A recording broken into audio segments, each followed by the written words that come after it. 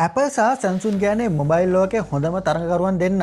නමුත් ඔවුන්ගේ සමෘද්ධතාවයෙන් කියන්නේ තරඟයක් පමණක් නෙවෙයි. එක දිගට ගිය සීතල යුද්ධයක්. 2007 දී iPhone එක ආපහු Apple ටෙක් ලෝක පුරා නවතම ස්ටෑන්ඩඩ් එකක් තිබුවා. Samsung එක ඒකට පිළිතුරක් වශයෙන් තම Galaxy series එක ගෙන ආවා.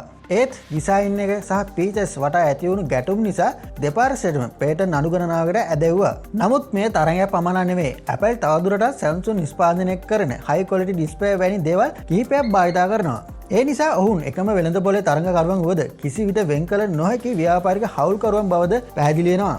දැන් මේ යුද්ධය අලුත් මට්ටමකට ගිහිලා තිනවා. AI, AR සහ chip technology වලට. Apple Vision Pro, Samsung XR headset වගේ ප්‍රොජෙක්ට් වලින් ඔවුන් අලුත් යුද භූමියකට පිවිසෙලා.